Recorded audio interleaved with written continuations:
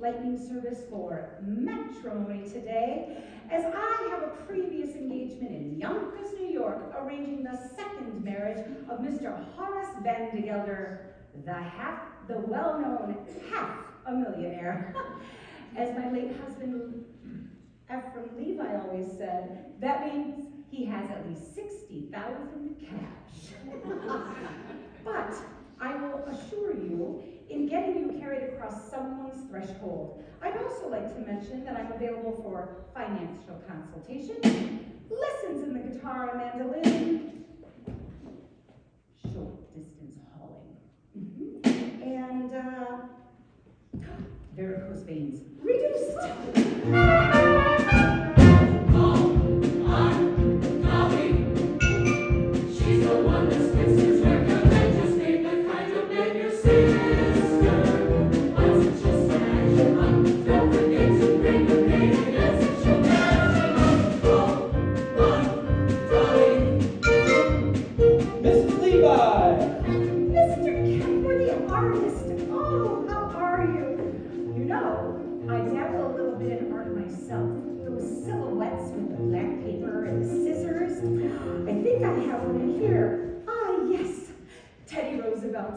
Only he's looking the other way because, well, I'm no good at the noses. Mrs. Levi, the train for Yonkers leaves in 5 minutes, and if we don't get there on time... Oh, but we will, Mr. Kemper. Not only will we get you to Yonkers, we will also, Mr. Van de Gelder will also let you marry his niece Ermengarde, and he will dance at your wedding, and not alone either, because I am engaged in finding him a suitable second wife. What he really wants is a strong house cleaner. You know, my late husband, Ephraim Levi, always said, marriage is but a bribe to make a housekeeper think she is a householder. Well, I know all about it, Mrs. Levi. Half of New York says he's going to propose to Mrs. Irene Malloy this very afternoon. Which is exactly why I'm on my way to Yonkers, New York this very morning. And I can take on your case and kill off 4 lovebirds with 1 stone, or whatever I'll be throwing. We'll see. What do you see here? I don't have any change for train fare. I only have large bills, 5s and 7s. I have some change here somewhere, Mrs. Levi. I only hope this isn't a wild goose chase. Speaking of poultry, I'm also available for Jersey fresh eggs, surgical corsets reboned, ears pierced, and ears pierced replucked. Mrs. Levi!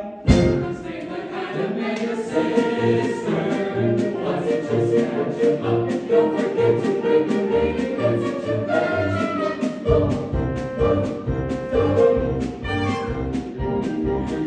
Tell me, Mrs. Levi, what's in all this for you?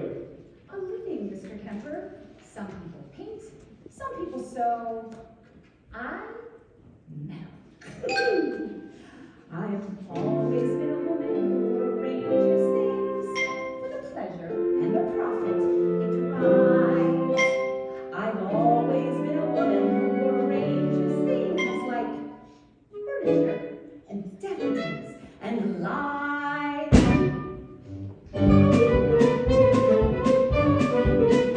When a man with a timid tongue meets a girl with a different air, why should the tortured creatures be around the bush with head and nose while nature always needs a little push? So I put my hand in here. I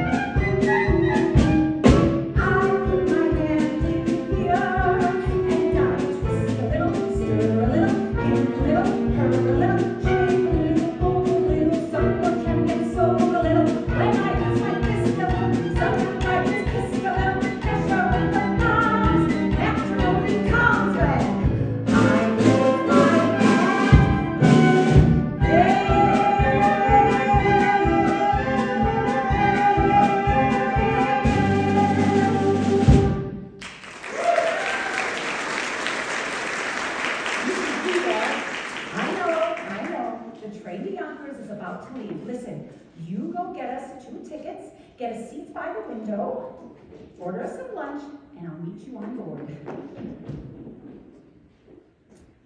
Oh, Ephraim,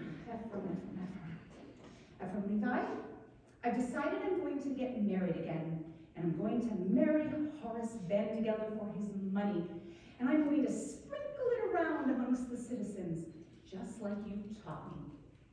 Oh, it won't be a marriage like we once had, but I will surely make him happy. Because, Ephraim, I'm tired. I am tired of living hand to mouth. So, I need that sign that you approve. I need that sign. Mrs. Levi! Sometime today. Don't you worry, Mr. Temple. We're going to make that train. We're going to get you to Yonkers. You're going to marry her regardless. Just leave everything to me.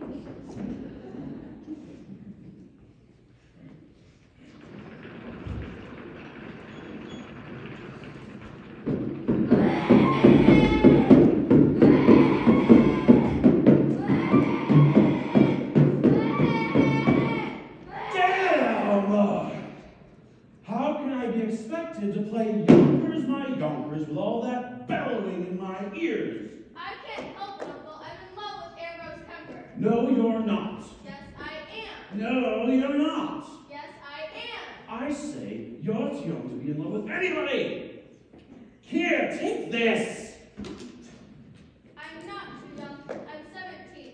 And in another year, I'll be an old maid. Well, I forbid it. Dare to be an old maid, Ermengarde, and I'll cut you off without a cent. Don't cry in front of the store. I can't help it. I'm unhappy. Well, then, by thunder, you'll go and weep for a while in New York where it won't be noticed. Now go upstairs and start packing your trunk. And don't get any tears on the lock. It was just oiled.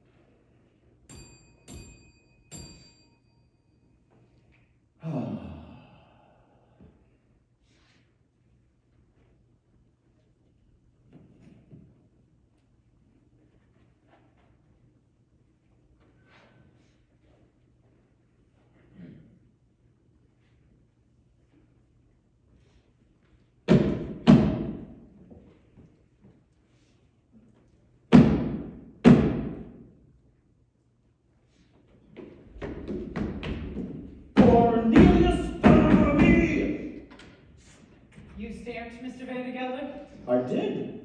I've got news for you both. I'm going to New York this afternoon to march in the 14th Street Association Parade. And when I come back, you're going to have a mistress. I'm too young, Mr. Van de Gelder. Not yours, hell and damnation. Mine. I mean, I'm getting married again. And in honor of that occasion, I've decided to promote you, Cornelius, to chief clerk. And what am I now, Mr. Van de Gelder? You're an impertinent fool, that's what you are, and I'm promoting you from impertinent fool to chief clerk. Any more questions? Yes. What? Does chief clerk get one evening off a week? Oh, so that's the way you thank me for your promotion, is it? No, sir, you'll attend to the store as usual. Now get back to work! And don't forget to put the lid on the sheep dip.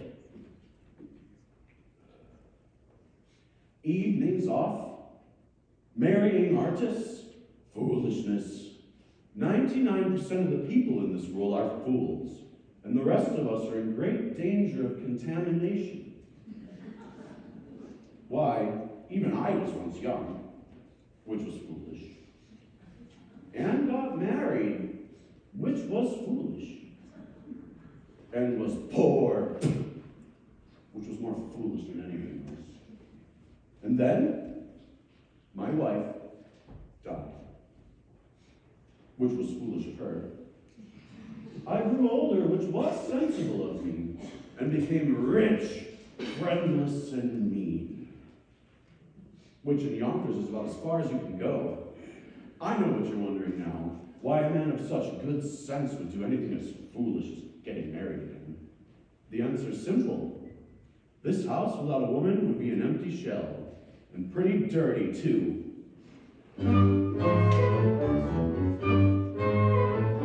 It takes a woman all powder and weight to joyously clean out the drain in the sink, and it takes an angel with loaded lashes, summers and fingers hooked up in the ashes. It takes a woman, a dainty woman, a sweetheart, a mistress, a wife.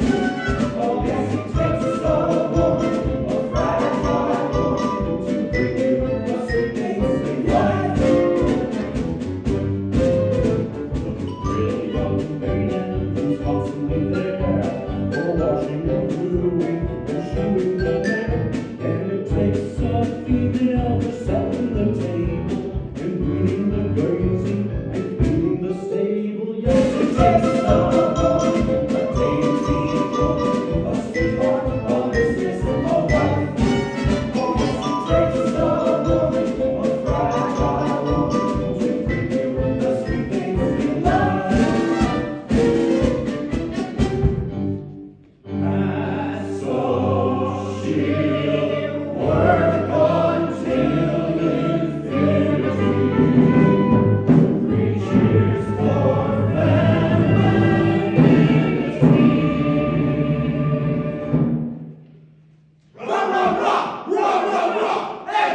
F-E-M-I-T-Y!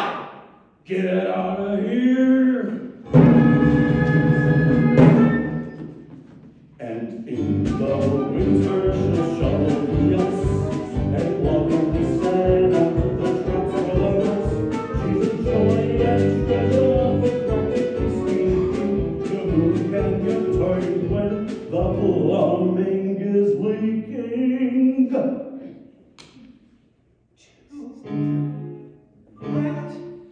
dainty woman, that fragile woman, that sweetheart, that mistress, that wife. Oh yes, it takes a woman, A husky woman to bring you the sweet things in life. oh yes, it takes a woman, a dainty woman, a sweetheart, a mistress, a wife. Oh yes, it takes a woman, a fragile woman, to bring you the sweet things in life.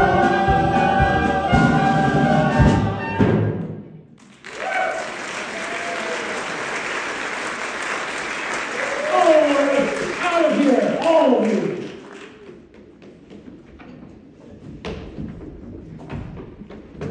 Congratulations, congratulations, 1,000 congratulations, Mr. Van de Gelder. What? Congratulations! Why, all of New York is buzzing with the news that you practically proposed to Miss Irene Malloy. The streets are lined with eligible young ladies, simply prostrate in grief. My sincere congratulations and sympathies. Sympathies? Oh, did I say that? Slip of the tongue, slip of the tongue. I meant nothing by it. Well, you know how people are. I, for one, never believed the rumors, though. No, I didn't. Rumors? What rumors? Nothing to get upset about, Mr. Van de Gelder. By all accounts, her first husband died quite naturally. It's just that it was so sudden. A few bites of chowder that she made special for him, and so, just some friendly advice. Eat out. Now see here, Mrs. Levi. You mean to say that Mrs. Malloy? I mean to say nothing, Mr. Van de Gelder. Just friendly advice. Stay away from the chowder. Oh, by the way, I've heard she's bought her wedding gown. Beautiful. Black. Well, as I was saying, congratulations on your forthcoming nuptials, and may you both rest in peace. I mean, may guardian angels watch over you both, particularly at dinner. Look here, Miss Levi. You introduced me to Mrs. Malloy, and rumors or not, I intend on calling on her this afternoon, as arranged. Very well, then there's nothing left for me to do here. I'll head back to New York and let the other girl, the mistress, know not to wait. The heiress, know not to wait. What did you say? Well, at first I said mistress, but then I meant to say heiress. Just a word, heiress. Particulars, Miss Levi. I demand particulars. Oh, Her name? oh, her name. Money. Ernestina Money. Oh, What a lovely, lovely name. yes, picture of this if you would.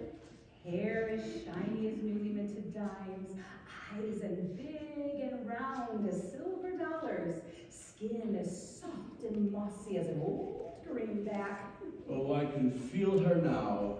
Yes, age 19, weight 102, waist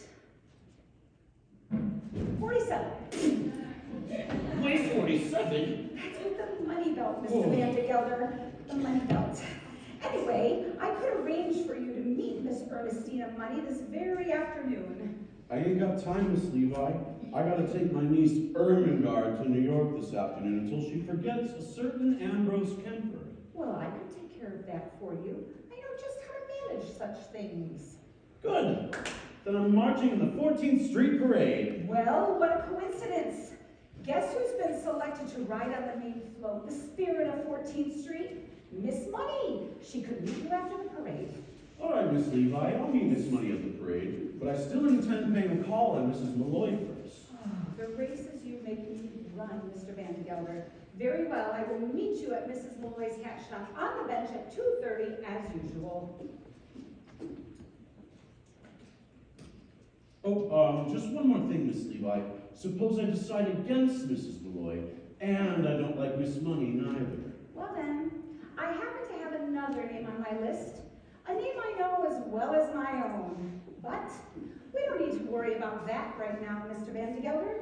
That will all come up in good time. Yes, it will. Oh, but Mr. Van de Gelder, wait till you see Ernestina Money. She is a vision, a dream.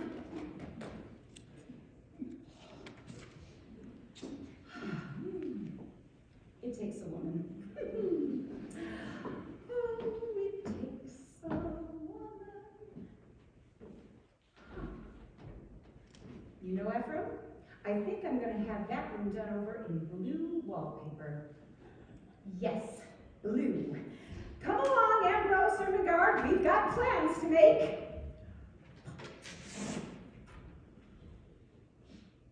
Chief clerk. Promoted. From chief clerk to chief clerk. And if I'm good, in another year, I'll be promoted again to chief clerk. 33 years old, Barnaby. Still don't even get an evening off. When am I going to begin to live? You can live on holiday, Cornelius! Do you remember what we did last Christmas? Those cans of rotten tomatoes exploded, and we spent all day cleaning them out. Do you call that living? No! Barnaby, you and I are going to New York. You mean close the store? Uh-huh. Cornelius, we can't! We'll have to. Some rotten cans of tomatoes are gonna explode again. Holy cabooses! How do you know? Because I'm gonna light a candle under them. That's how I know. The smell will be so bad in here, customers won't be able to come in for 24 hours. That'll get us an evening off. New York, Barnaby. We're gonna go to New York City, and we're gonna live. We're gonna have a nice dinner. We're gonna spend all our money. We're gonna be in danger, and we're gonna get arrested. Holy cabooses! Oh, and one more thing, Barnaby. We're not coming back to Yonkers until we've each kissed a girl. Cornelius, you can't do that! You don't know any girls! Barnaby, I am 33 years old. I've got to begin sometime. I'm only 17, Cornelius. It isn't so urgent for me. New York, Barnaby. Elevated trains. The lights of Broadway. The stuffed whale at Barnum's Museum. A stuffed whale? Stuffed whale. What do you say, Barnaby? Yes, Cornelius, yes! Now, the first thing we need to do is make you financially independent. I know. I'm going to get you a job. Do you know how to dance? I'm an artist, Mrs. Levi. I paint. Oh, well then, my card. Mrs. Dolly Levi. Painters taught how to dance.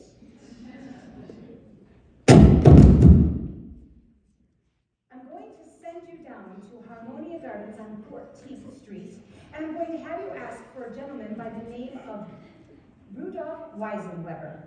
I'm going to see if he can get you both entered into tonight's polka competition. The prize is a week's engagement and a solid gold cup. Hold on, Mrs. Levi. No fiance of mine is going to set foot in a cafe. And I don't mind saying, I'm not surprised that you have acquaintances in a place like that. Not acquaintances, Mr. Kemper. Friends. Dear friends. Dear friends from days gone by. Why, my late husband, Ephraim Levi, believed in life and everywhere he could find it. Cafes and ballrooms, even theaters. Oh, every Saturday night, even when times were tough, like clockwork, down the stairs at Harmonia Gardens we came, Ephraim and me. Well, it's all good and well to come down like clockwork, Mrs. Levi, but you're asking Ermengarde to work there. Listen, it is the only way to get Mr. Van Gelder to know that we mean business. Now, take that note down to Harmonia Gardens, and you tell them that Mrs. Levi sent you. And incidentally, I want you to let Rudy know that Dolly's coming tonight, and she wants a table for two, a chicken, for 8 o'clock tonight. Now, let's go get you ready.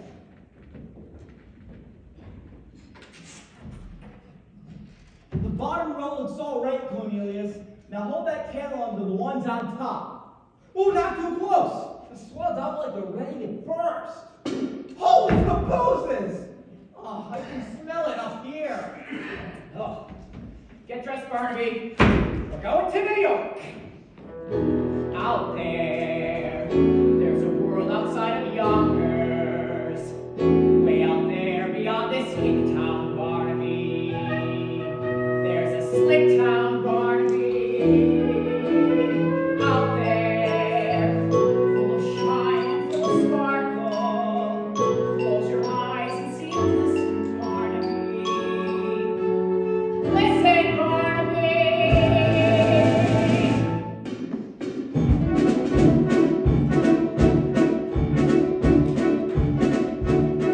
Put on your Sunday clothes, there's lots of world out there. Get out the brilliantine and dime cigars. We're gonna find adventure in the evening air. Girls in white in a brilliant night, where the lights are bright as the stars. Put on your Sunday clothes, we're gonna ride through town. One of those new horse-drawn cars. We'll see the shows at Delmonico, and we'll close the town in a whirl. And we won't come home until we kiss the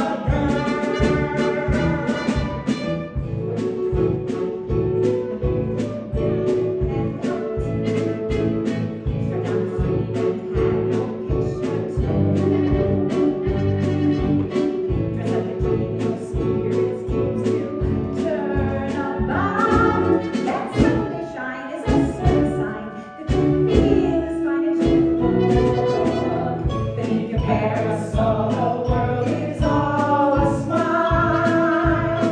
That makes you feel brand new down to your toes. Get out your feathers, your bats and leathers, your beads and buckles and bows. For there's no blue Monday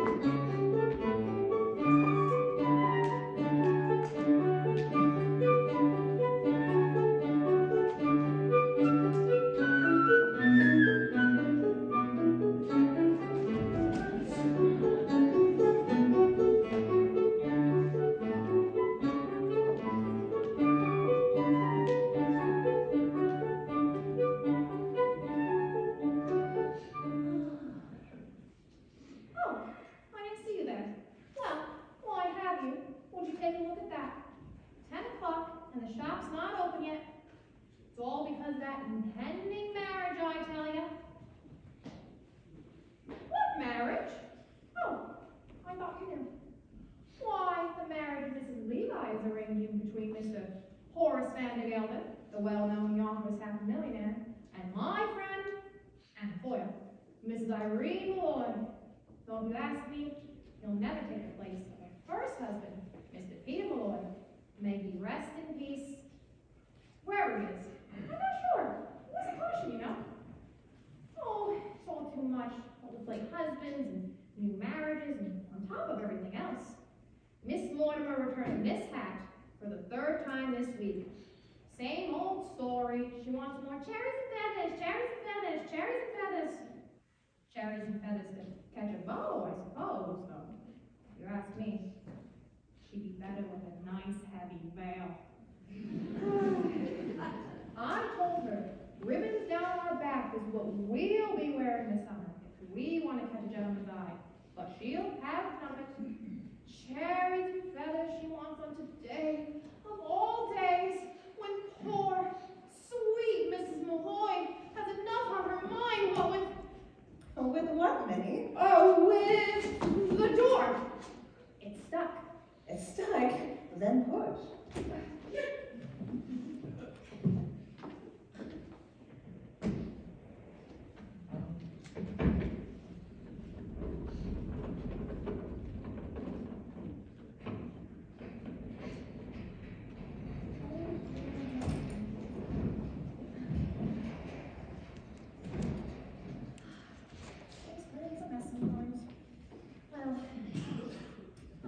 Miss Malloy, I can fight out my tongue.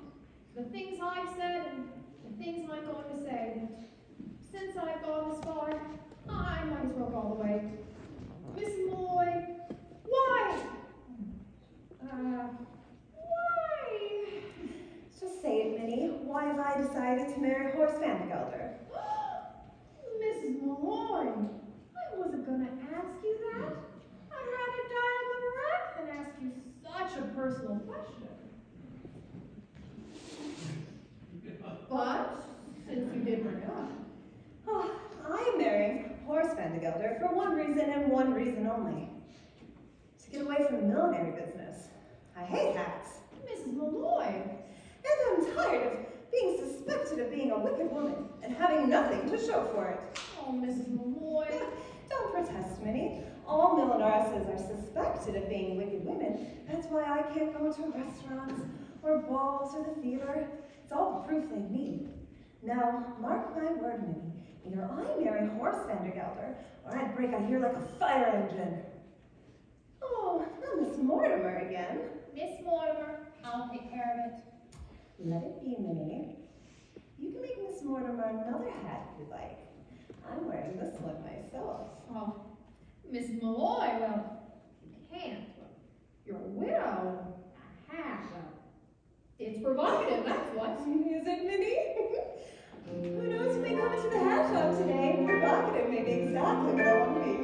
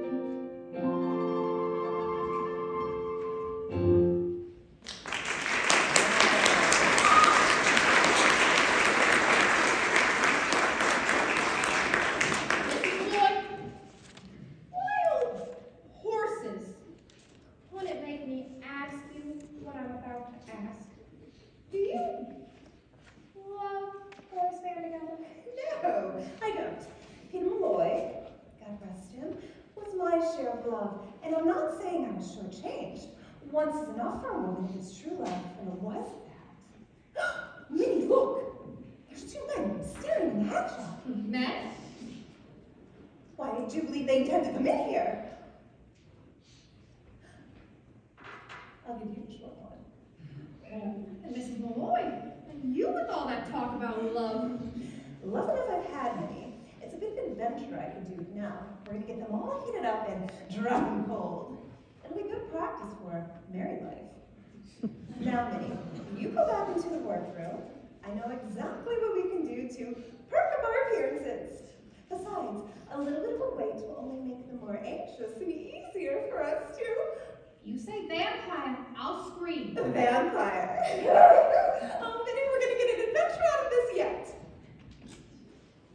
We'll get an adventure out of this yet, Barnaby.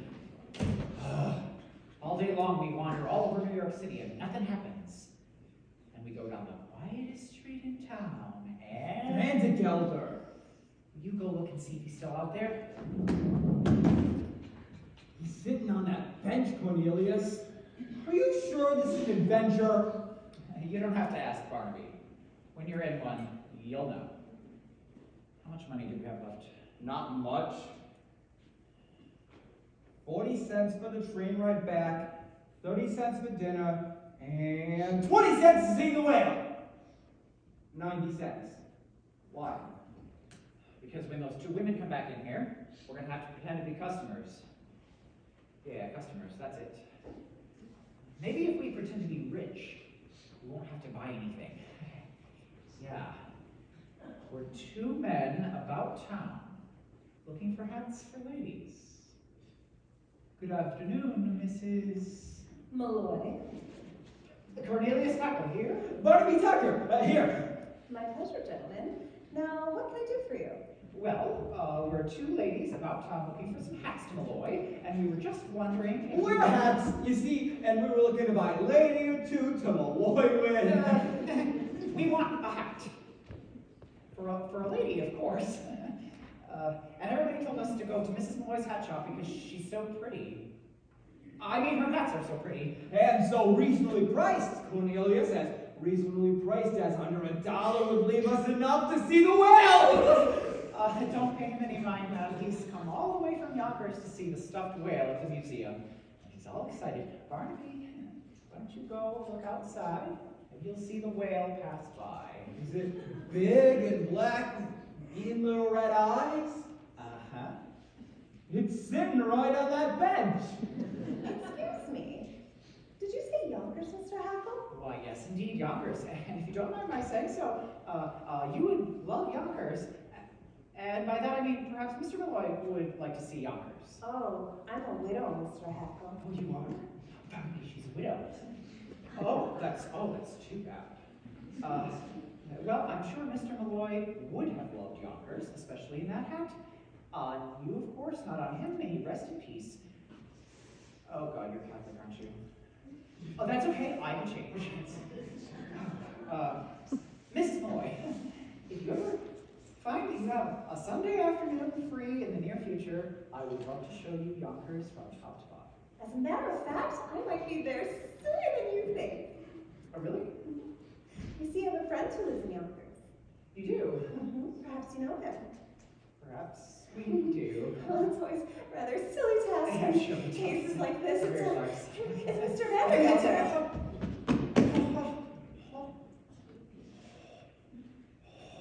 Horace? Vandergelder? Oh, Vandergelder's haying feed. Do you know him? No!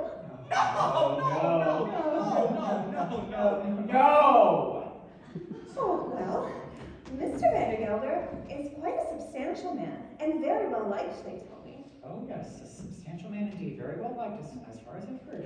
He only has one fault. He's hard as nails. Cornelius, I think. Oh. Perhaps your friends might like this one. Begging your pardon, Mrs. Malloy. Look out! Gentlemen, what are you doing? Help us, Mrs. Malloy. We'll explain later. I insist that you come out of here this moment. We're as innocent as can be, Mrs. Malloy. Well, really, Mr. Hackle, Mr. Tucker, I insist that you come out of here this moment or I will be forced to call Officer Mr. Vandergelder! Mrs. Malloy, I don't suppose you've seen Miss Levi, have you? She was supposed to meet me on that bench 10 minutes ago. Well, she can just go looking for me if she comes. When I make an appointment with people, I like them to be on time. Here, a present for you. Chocolate-covered peanuts, unshelled. That's the expensive kind. Did I just see you talking with two men? Men? Men, Mr. Vandergelder? What would two men be doing in the ladies' hat shop? Well, let's go to my workroom. I've just been anxious to show it to you. I saw it last week. So you did. Well, Mr. Vandergelder, how is the hay feet business? I hear you have 3 friends, all as hard as nails. What are you talking about? Yonkers. It's a beautiful city. And who's been telling you about Yonkers, may I ask? Nobody. A friend. What friend? Well, you see, He? A customer, Mr. Vandergelder. A well-to-do one, as a matter of fact. He was in here buying hats for ladies. Perhaps you even know him. Oh, it's rather silly to ask in cases like this. It's, Mr. Cornelius Hackle. Did you say Hackle? Oh, why, yes. Oh, only he happens to be my head clerk, that's all. Mrs. Malloy, I demand an explanation. And I'm going to give it to you. Why shouldn't she know Cornelius Hackle? Everybody in New York knows Cornelius Hackle. Why?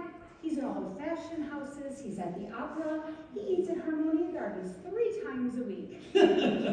Impossible. He's only got $146.35, and I keep it in my own safe. Mr. Vandergelder, you're killing me. He's one of the Hackles. They built the canal. What canal? The ferry. Both. It ain't the same man. Why, it is. Who took the horses from Jenny Lynn's carriage and paraded through town? Cornelius Hackle. Who dressed up as a waiter in a Fifth Avenue restaurant and dropped an oyster down Mrs. Astor's. Well, I'm not going to say it, but it was Cornelius Hackle. He is the playboy of New York. Now, Irene, I saw that you were quite taken with Mr. Hackle. I saw it. Dolly, I have only met that man once in my life. I've only seen him once in my life. That's all it takes. Really, Dolly, I really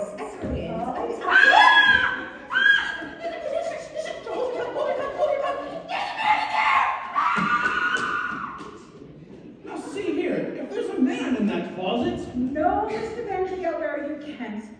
It's too dangerous. No man that hides in ladies' closets can frighten me, Miss Levi. Stand aside. Stand aside. I'm certain you'd make short work of any man. With those muscles underneath your coat, I can see them rippling back and forward.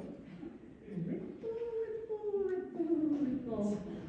Ripple, ripple, ripple, ripple. Back and forth. For the last time, Miss Levi, will you stand aside? Stand aside. That's exactly what the law courts are going to ask of you when they find out you went into that closet without a search warrant.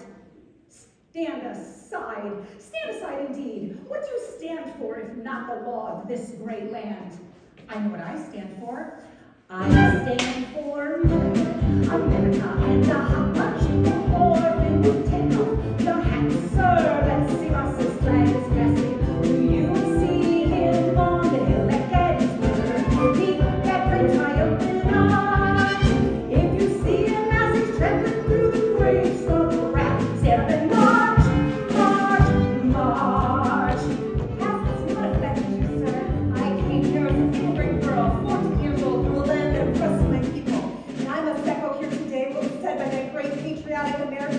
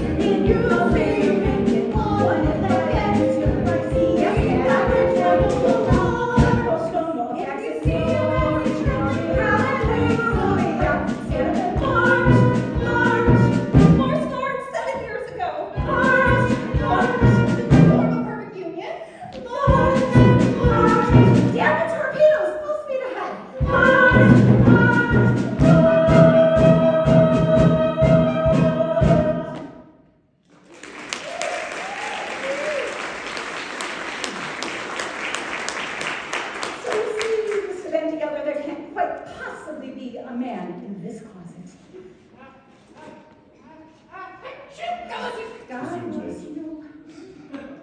Mrs. Malloy? Oh, right. There is a man in the closet. And another on the table. And there happens to be a perfectly simple explanation for all of this. But for the present, good afternoon. Oh, the whole room seems to be crawling with men. I don't know if I'll ever get over it.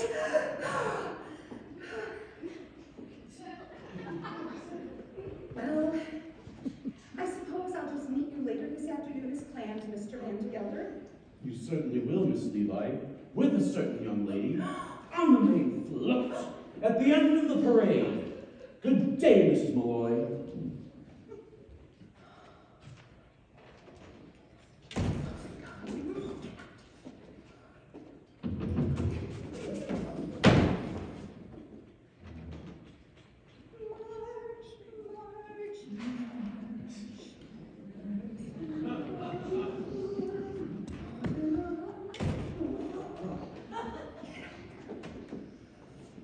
I can explain everything, Mrs. Malloy. I do not want to hear any explanations, Mr. Hackle.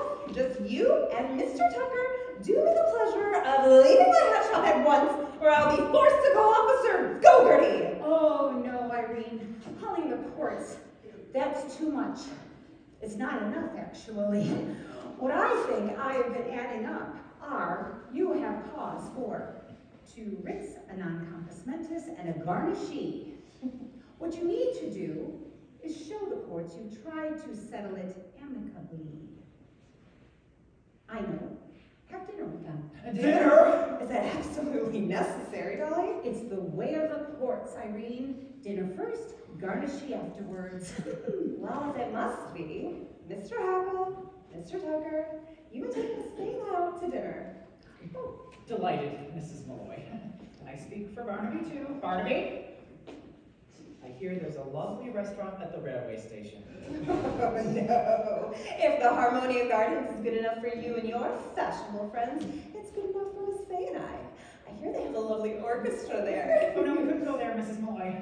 It isn't the money or anything. Don't misunderstand me. It's just, it's It's the whale! It's the whale. No, it isn't the whale, Barnaby.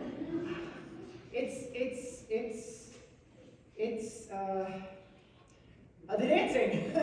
It's the dancing. They have an orchestra there, and they have pageants, and they have contests, and well, I don't know how to dance, and so it would take me weeks, months, years, decades to learn, and I just really don't see how I, Mrs. Dolly Levi, 33-year-old chief clerks, taught how to dance. It's very easy, Mr. Hackle. You just dance. It's no use. It's no use. I have no sense of rhythm. But no sense of rhythm is exactly the requirement at the Levi Gallagher School of Dance. Now, give me 5 minutes and I'll have you dancing in the streets. We're going to start with lesson 7 of the waltz kick turn. Ready? Right foot tap, left foot tap, out, around, and left foot tap, around, and unfurl, unfurl. When I think of the young women who will find heaven in your arms, let's go back to lesson 1. All right. Put your hand on her waist and stand.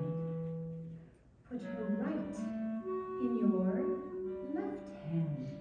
And 1, 2, 3, 1, 2, 3, 1, 2, 3. Look! I'm dancing. Well, I was. Of course you were, Mr. Hackle. Take that, someone whose arms you're in.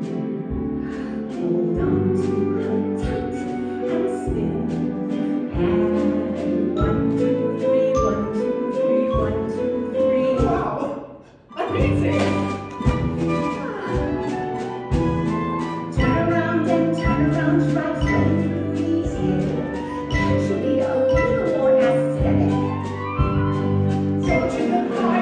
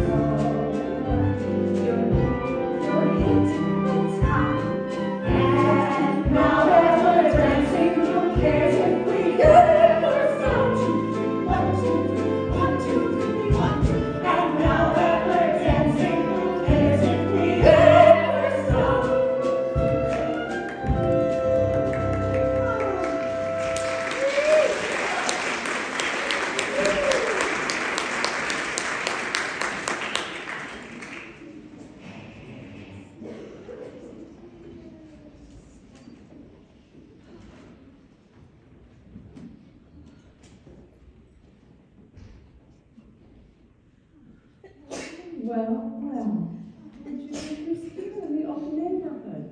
Dolly, Levi. Dolly, how are you? How are you, Mrs. Rose? Same. Pain in my sides, ache in my back, stabs to the liver. I'm okay. You know, my daughter got married last September. Did she? She did. Oh, It's been such a long time since you lived here, Dolly. yes. Such a long, long time. Oh.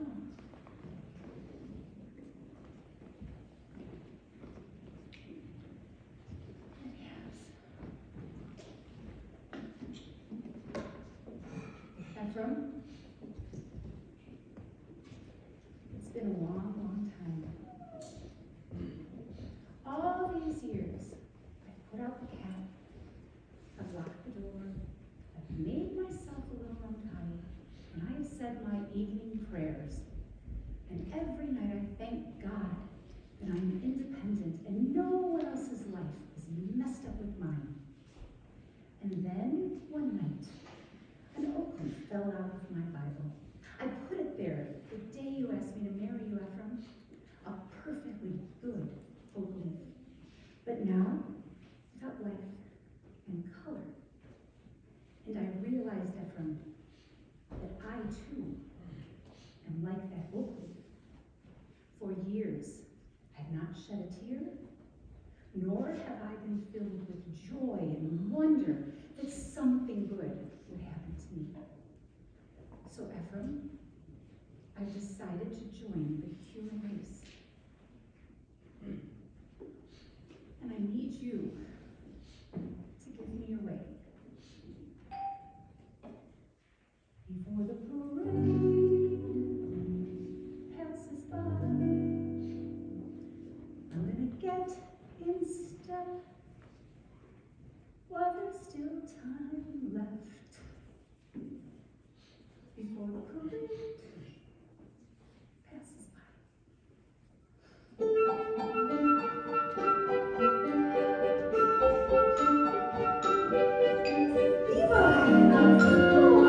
Cornelius is taking us to see the 14th Street Ball, and everybody will be marching. Come with us, Dolly. But Irene, you're crying? Oh, the world is full of wonderful things. Come with us, Dolly.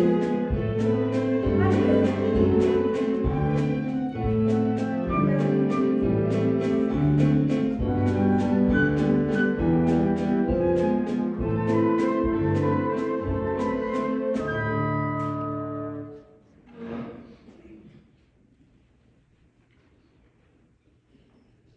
I will. Before the parade passes by, I'm gonna go and taste Saturday's high life. Before the parade passes by, I'm gonna get some life back into my life. I'm ready to move out in front. I've had enough of just passing my life with the rest of them, with the best of them. I can hold my head up high, for I gotta go again. I gotta drive again. I'm gonna feel my heart coming alive again before the parade passes by. Look at those clouds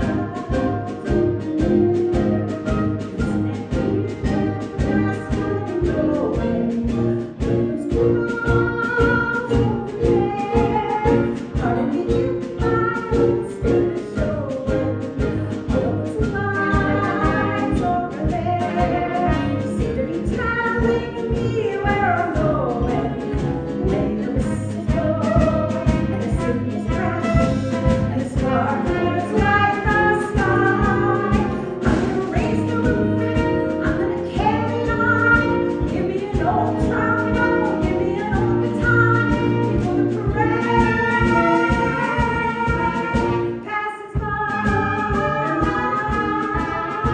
The parade passes by.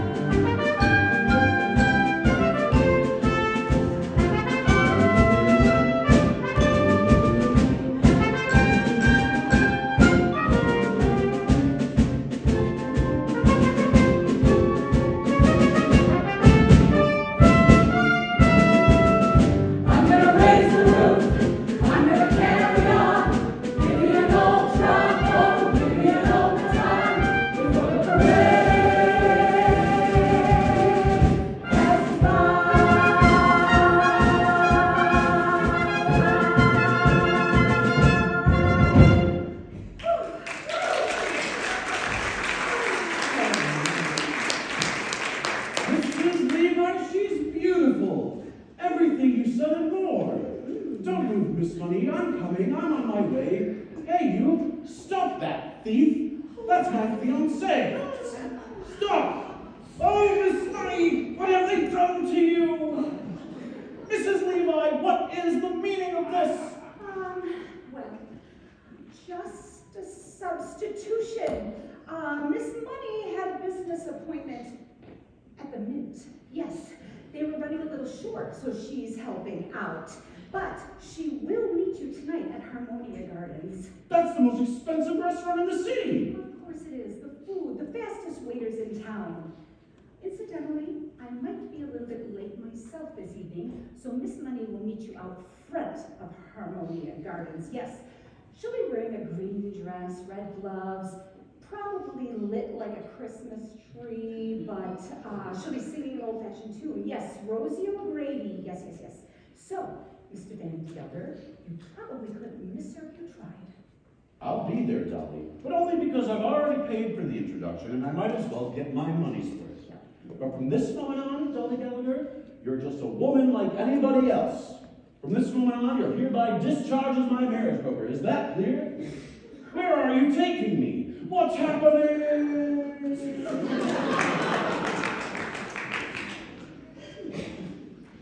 Ephraim, he's as good as mine. I'm gonna raise the roof. I'm gonna carry on. Give me an old trowel, give me an old guitar. Before the parade passes by.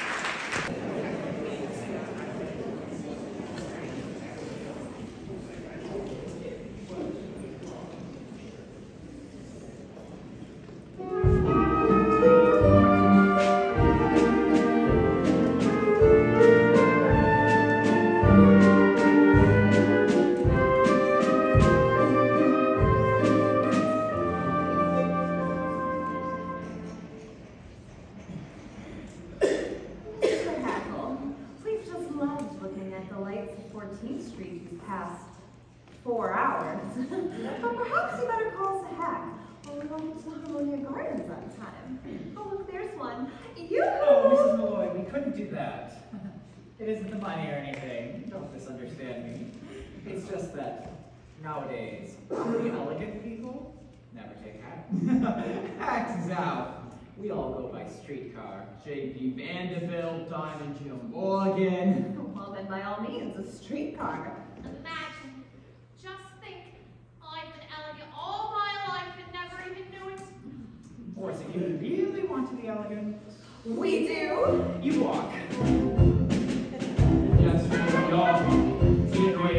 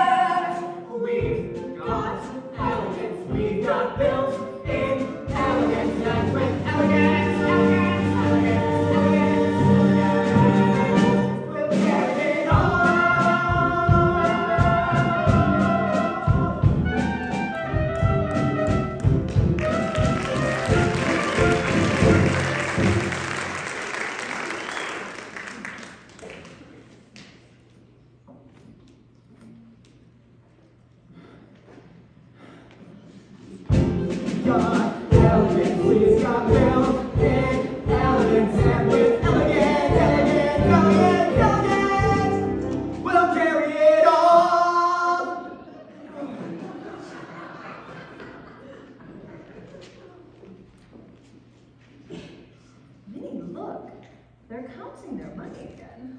Isn't that just like the rich?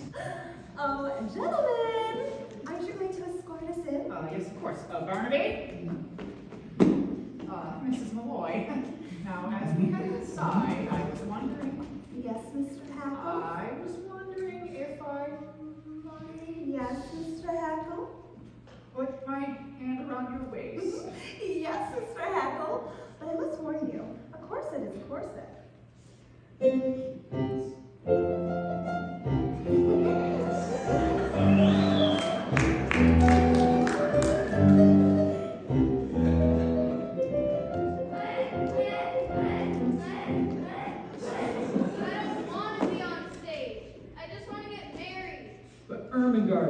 You heard Mrs. Levi.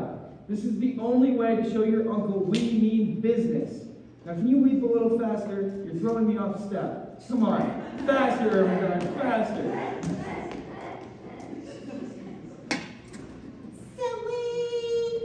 Sweet Rosie O'Grady. My sweet little rose.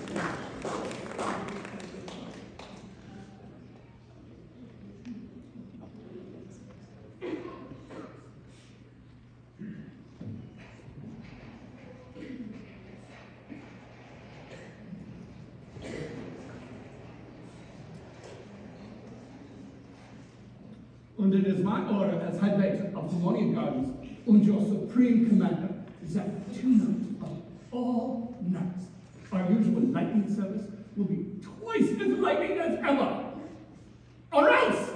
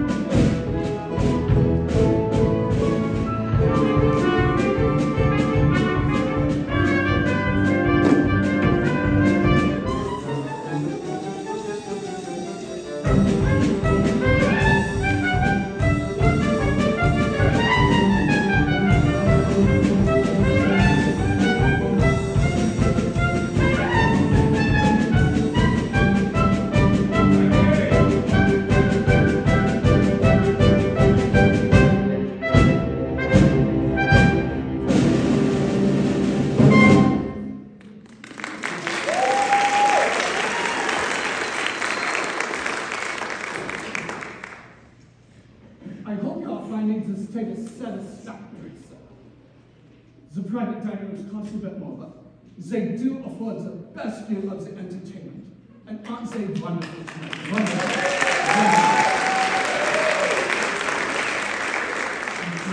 $1.40, Cornelius. That's all that's left. Are you sure? Go count it again. Prepare yourself for a big night tonight, Minnie. We are out with two of New York's best-known sports.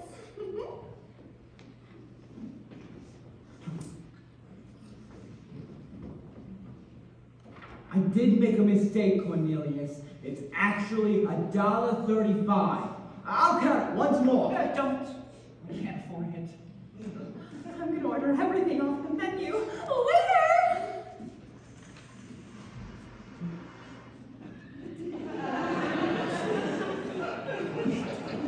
I have told you, Sir Hutchinson, this table is reserved for Miss Levi and party.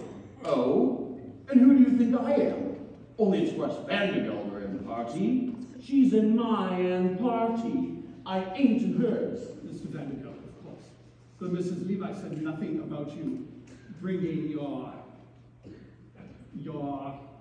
My personal physician? Mrs. Levi only ordered chicken for two. Chicken? Chickens are dear. And soup de jour, pâté maison, and pomme soufflé. Why didn't you tell me this was an Asian establishment? We'll take 2 bowls of rice. Now get out! Now, Miss Money, I understand you carry your respectable sums under your belt. Oh, yeah. $2. Only. Jim, I got it. It's sweet of you to worry about our reputations, Cornelius, but Minnie and I don't mind who sees us here tonight. Well, Minnie, what have you decided? Oh, I couldn't have anything at these prices. I really couldn't. Great grindstones. What a sensible girl. Waiter, we'll have 4 glasses of beer, a loaf of yesterday's bread, and some cheese. Yesterday's bread. Oh, Cornelius, now I see how you keep half New York in stitches all the time. Minnie, have you ever had pheasant? Pheasant? Say, why the closed curtain? Are you ashamed of something? It's not that. I just felt a slight chill. Oh, why didn't you say so? Here. Oh, I know you did. Here you go. Nice. Now we gotta order to hold us till that rice gets here. Waiter! What'd you bring? A roasted suckling pig with chestnut and oyster stuffing, a cheese souffle, oh, and raisin.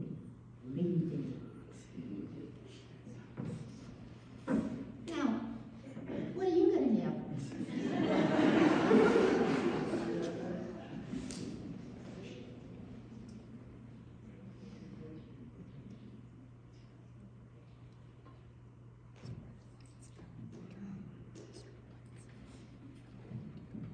Hey, you, with the big ears.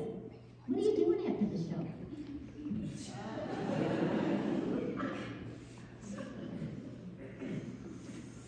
It's sweet of you to worry about our digestion, Cornelius, but I'm sure the pheasants are fresh. We'll take 4 and a nice red wine. No, wait a minute. No wine. No wine? Champagne. Champagne? It's once in a lifetime, Barnaby.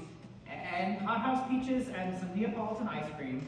And oh, Barnaby, go give the band leader a nickel and tell him to play to a wild rose. We want music while we dine.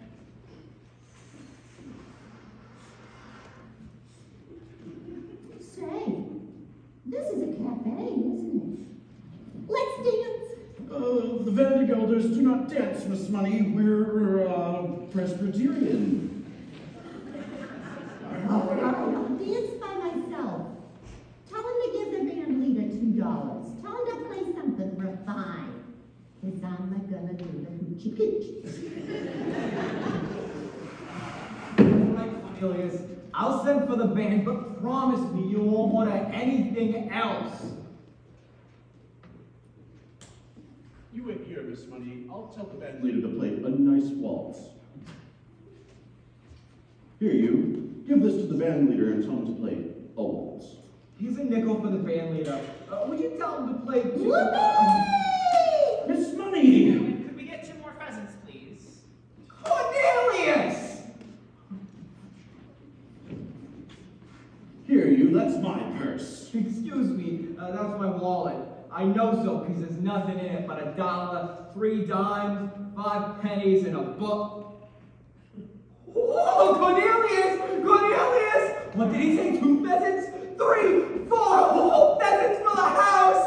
Never mind, if we don't see the well, I'll buy my own! Sir! What's this? Shouting. How many times have I told you boys this is Ammonia Gardens? But sir, None of she's those here! The lady! What? Are you sure, boy? Just like you said, sir, 8 o'clock right on the nose. Up pulls a carriage, and out steps a brunette-haired lady with the largest hairpiece I ever saw. Oh, it's she, Mrs. Levi. She's back.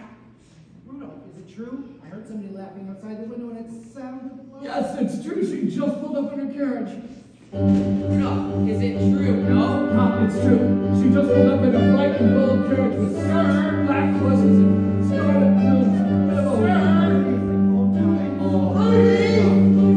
She's here!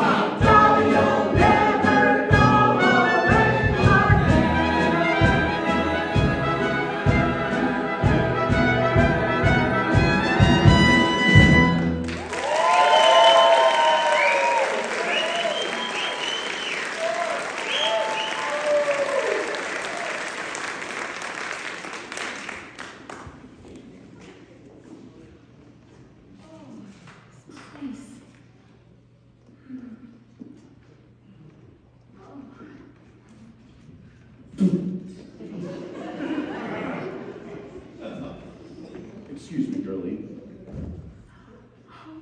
Dolly? Dolly Gallagher? What are you doing in that getup? And you're a half an hour late. And I demand an explanation. Ernestina? Exactly. Ernestina, whom I trust. She wanted to do the hoochie-coochie. Well, she always was artistic.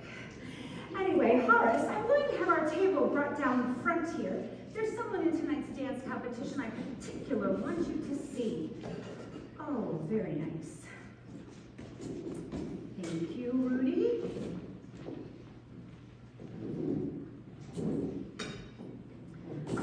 Oh. Got some new people on staff, do you?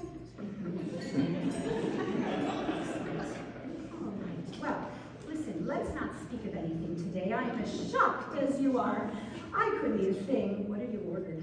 What you wanted? A chicken? Now see here, Dolly, about this hoochie-coochie girl.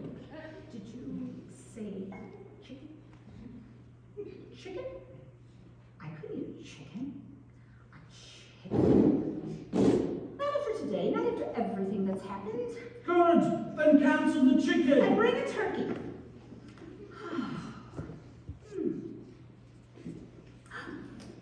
What are you doing now? I'm just looking the place over, getting familiar with my surroundings. That's the trouble with you, Dolly. Always wanting to know everything. Always putting your nose into other people's affairs. Anybody who married you would get as nervous as a cat. What? What's that you're saying? I said anybody who married you would get as nervous as a cat. Horace Van Gelder, you get that out of your head right this minute. Why, I'm shocked you'd even say such a thing. Understand this once and for all. I will not marry you. I didn't mean that. Well, I certainly hope not. Mr. Van Gelder, you go your way and I'll go mine. Anyway, I'm not some ivory Malloy whose head can be turned with a box of chocolate-covered peanuts. Unshelled? By the idea of you even mentioning such a thing. Mrs. Levi, you misunderstood me. Well, I certainly hope not. If I had any of intention of marrying again, it would be to a far more pleasure-loving man than you. All right, we're not going to talk of this anymore. Look, here are the waiters with our food. Oh, I love it. Look at this, Horace. Oh, doesn't it look delicious? I don't know where to start. Oh, all right. Here, there's a wing for you. Ah, delicious. A little leg for me. Okay. Look at these potatoes. They're baby new potatoes. Aren't they so cute? Oh, I love them, Horace. I love them like there. Delicious.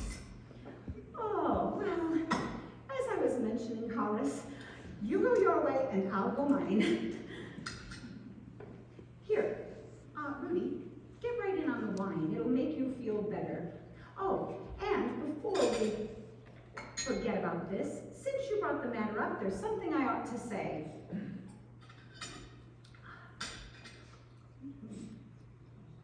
There's something I ought to say.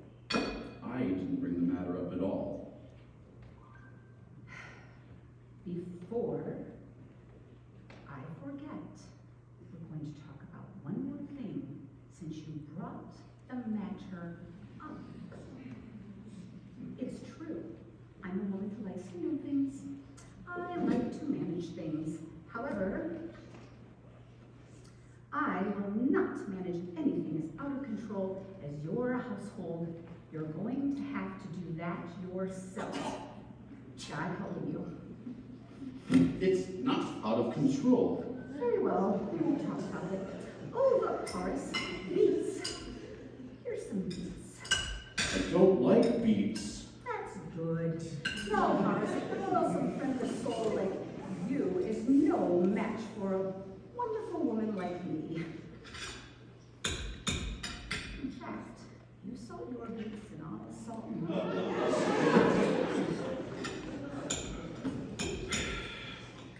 Will you stop saying that? Very well, I won't say another thing. Good. Except this. Horace, a man of your age should enjoy hearing the honest truth. My age? My age? You're always talking about my age. Well, I don't know what your age is, but up in Yonkers, with bad food and a bad temper, I'm certain you will double it in 6 months. Now, let's talk of something else.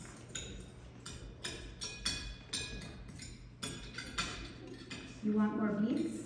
Okay. Here's some more beets, Horace. Eat some more beets. They're delicious. I don't like beets. I hate beets. Very good. The pity of it is, you could be a charming, amiable, witty man if you just tried. I don't want to be charming. But you are. Look at you. You ooze charm. Now, let's talk of something else. But before we change the subject, there's something else I'd like to say. I don't want to hear it. And you're wasting your time, Dolly Levi. I won't ask you to marry me. I suppose that means you want me to ask you? Well, Horace, I'm turning you down. How can you turn me down when I haven't asked you anything? Let's not argue. I've made up your mind, haven't I? Oh, wait. Let me cut your wing. I've got a headache. I'm going back to my hotel. You can't go now. The dance competition's about to begin. Here's the money to pay for dinner. Here's $20 and... Wait a minute. There's nothing in here. $1, 3 dimes, 5 pennies, and a button?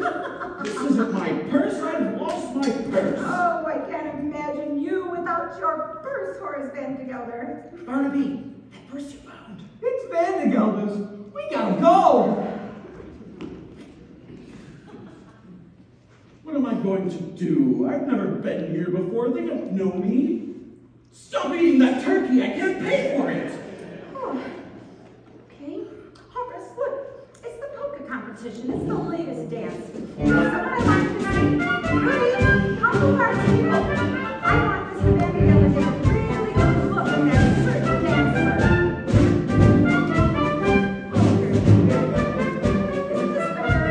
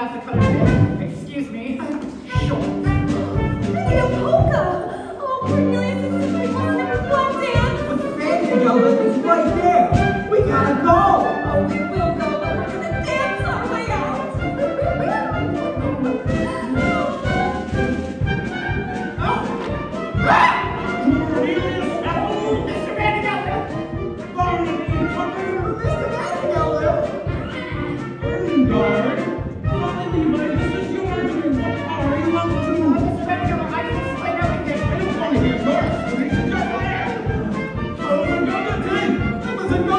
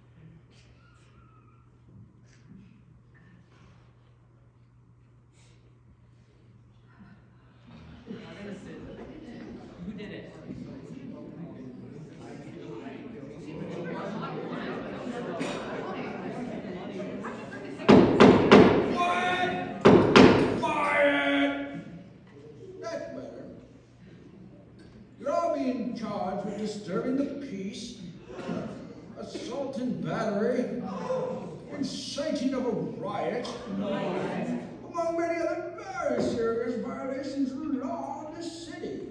Is there anyone here who can speak on your behalf? I say, is there anyone here who can speak on your behalf? Is there anyone here who can get me some more wine? Oh.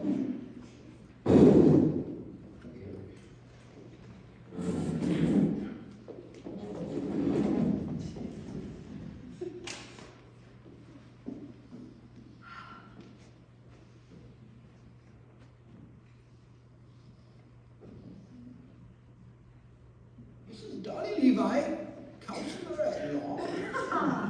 Yes. Your Honor, the defense rests. Ladies and gentlemen, there is no need to call witnesses when I see upon that bench brows that gleam with truth and honor, whiskers that bristle with fair play, and a nose that shines in the night like a beacon of justice. Ladies and gentlemen, would you look at that nose?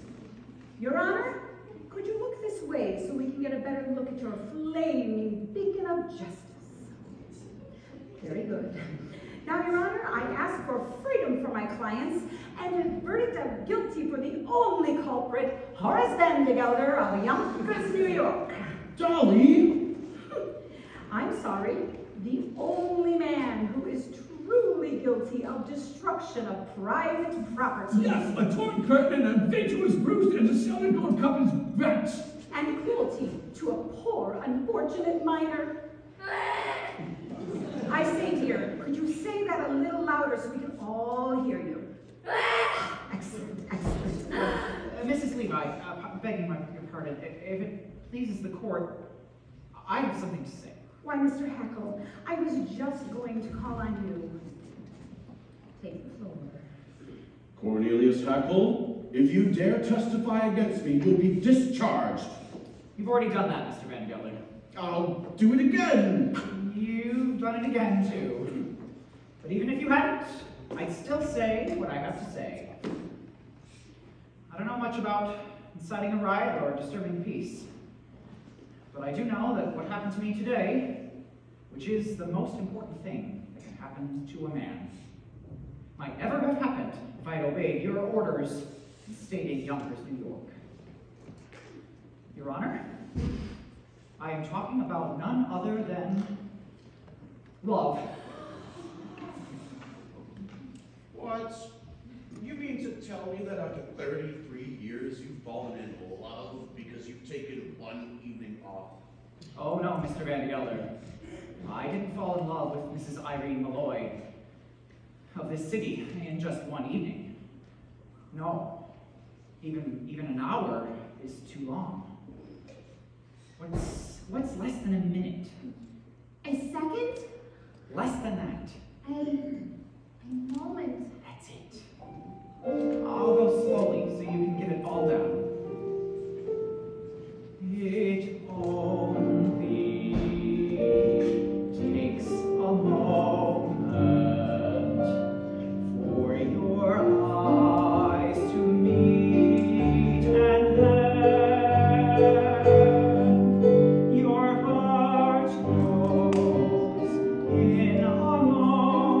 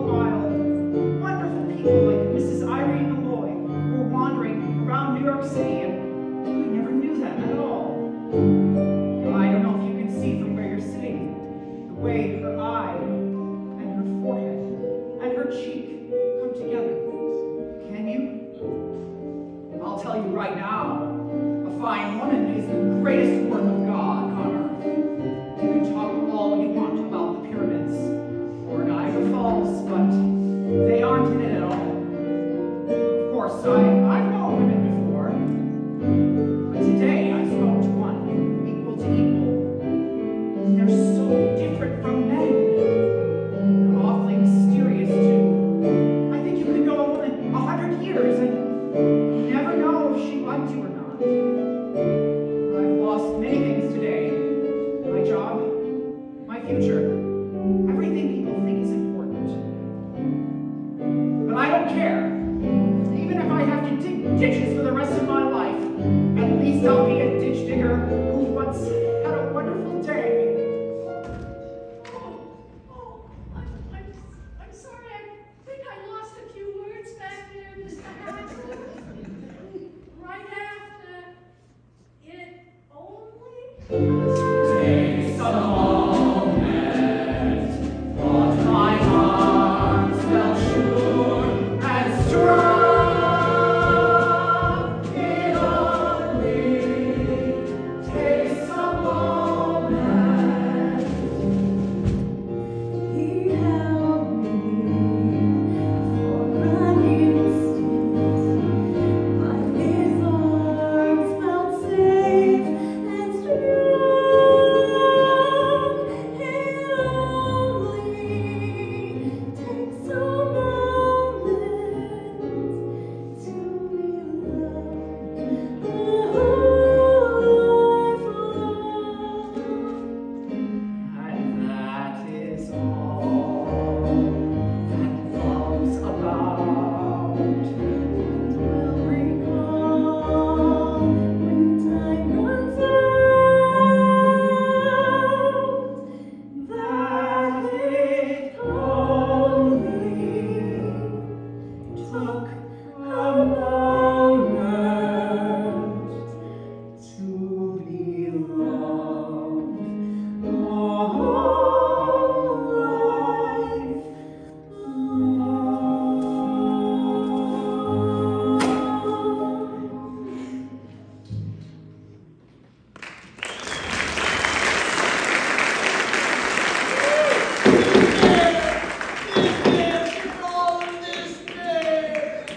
Except for you, Horace Vandigan of Yonkers, New York.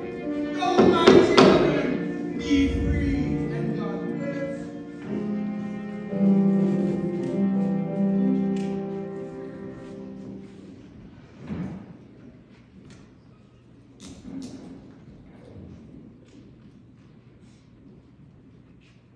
You can see the prisoner now, Ms. Levi.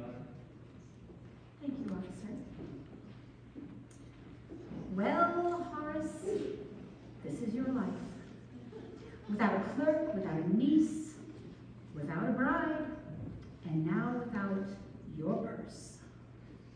There's only one thing left to say, Horace. If it's to ask me to marry you, Dolly, not in a million years. Dolly, I will never, ever marry you. No, Horace, that's not what I was going to say. What I was going to say is goodbye. What? Goodbye. Now hold on, Dolly. No, Horace, I have failed. And when a woman fails, there's only one thing left to say. Goodbye. Wait. Goodbye. Hey. Goodbye, goodbye, goodbye. Don't try to stop me, Horace, please.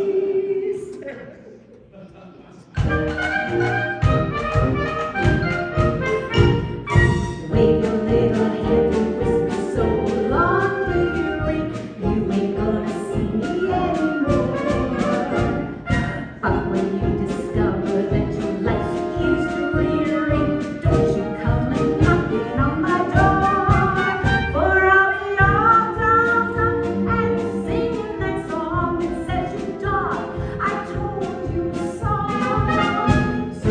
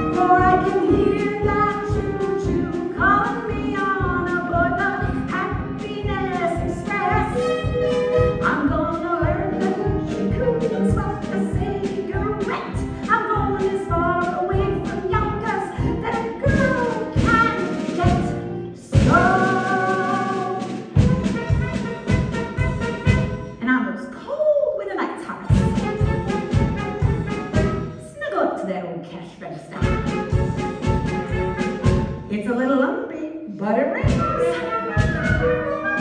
Don't come a knocking, I'll be all dolled up and singing that song that says your dog, I told you so. So, Boris, when you find it, life's a sad old story. When you see your dolly shuffle off to glory, oh, I should have said so long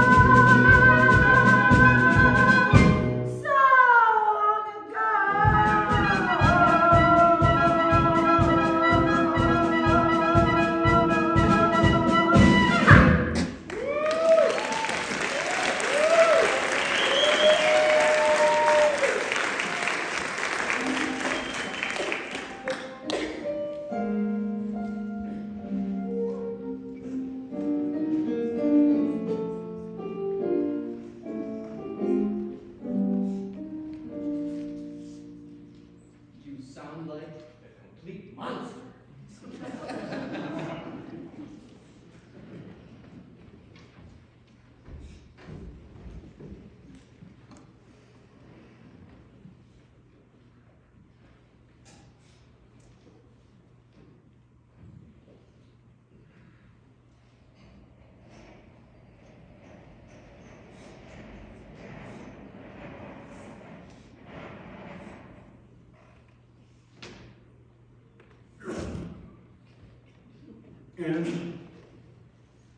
And I wouldn't marry you, Dolly Levi. Not if you asked me a million times. I didn't need you before, and I don't need you now. Dolly Levi, you go your way and I'll go mine. Dolly. Dolly. Dolly! You stamped this man together? What? Oh, so it's you, is it? Come crawling back, have you? No. I'm just here to collect my $146.35. You see, I decided to go into business for myself. And since the only business I know is hay feed, I'm opening my own store. And Cornelius has found the perfect location, Mr. Vandergelder, right across the street from you. So, you think you can compete with Vandergelders, do you? Well, you just try it. Aha! Another come crawling, is it? What do you want? My back salary for the past 4 months, $6.12. You can't do that to me. Any of you. I'll go to the courts. I'll get lawyers. Horace Vandergelder, as I live and breathe. Well, don't you look handsome? So few men have the courage to wear last night's clothes. Dolly, go. I suppose you're not satisfied with Ernestina. Well, I've come by to let you know I found you the ideal wife. Oh, you seem to be in the middle of something. What are you doing? Gathering Cornelius's money, $146. And 35 cents. And $6.12 of mine. And the money my mama left me, $52.48. 38. 48. Oh, all right. If it's money you all want, the safe is upstairs.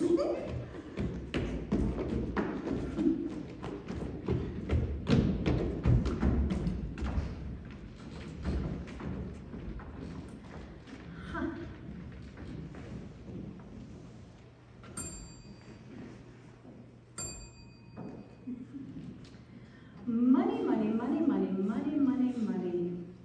Mr. Vandergelder's money. It's like the sun we walk under. It can kill or it can cure. And Mr. Vandergelder's never tired of telling us all we're a bunch of fools in this world. And in a way, he's right, you know.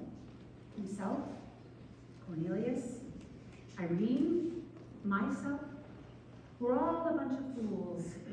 And we can destroy the world in our folly. But there is one way to keep us from harm, and that's to give us a few of the pleasures that are our right in the world. But that takes money. The difference between a little money and no money at all is enormous. and it can shatter the world. The difference between a little money and an enormous amount of money is very slight, and it too can shatter the world. It's all in how you use it. As my late husband Ephraim Levi always said, money, pardon the expression, is like manure. It doesn't do any good unless you sprinkle it around, encouraging things to grow. That also happens to be the opinion of the second Mrs. Van de Gelder. Oh, which reminds me. Ephraim, I'm waiting for that sign.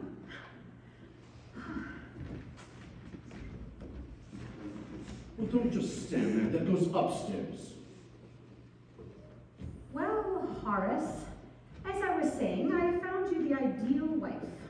Dolly Levi, I don't want you to find me the ideal wife. If I wanted an ideal wife, I'd find one on my own, and I found her. And it's you. Damn it. Why, Horace? I know I've been a fool about Mrs. Malloy and that other woman. But Dolly, forgive me and marry me. Stop right there. What do you mean? Horace Van de Gelder, we know that you are the first citizen of Yonkers, New York. Your wife would have to be a somebody. Tell me, am I a somebody? You are. Wonderful woman. You're partial. Anyway, it's not going to be enough to just shower me in money and make me the benefactress of half the town. Oh, that reminds me. It's not a good business decision to have Cornelius open a store across the street from you. You need to take him back and make him a partner. Partner? And let Barnaby have Cornelius's old job. Now, And we hold can on, Dolly. all dance at Ermengarde's wedding. That does it. I'll dance at no weddings, and besides, I don't know how. It would take me weeks, months, years to learn.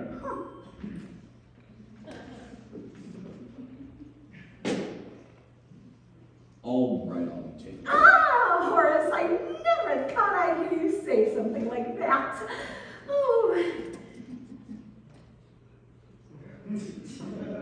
That front room, idiot! Let's go on. Horace, what's going on up there? Oh, nothing. Just having that front room done over in blue wallpaper. You see, Dolly, that fella's just set up in business and he needs a good start. I've always felt that money, pardon my expression, is like manure. It's not worth a thing unless... Hello, Thank you, Ephraim. Dolly. Well, hello, Dolly. It's so nice to have you here where you belong. I never knew, Dolly, without you, life was awfully flat. More than that was awfully wrong.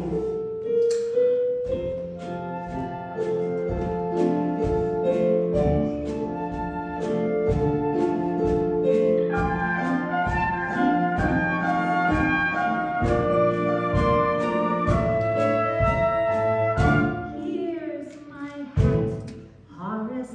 I'm staying where I'm at. Horace, Dolly, you'll never go away. Wonderful woman!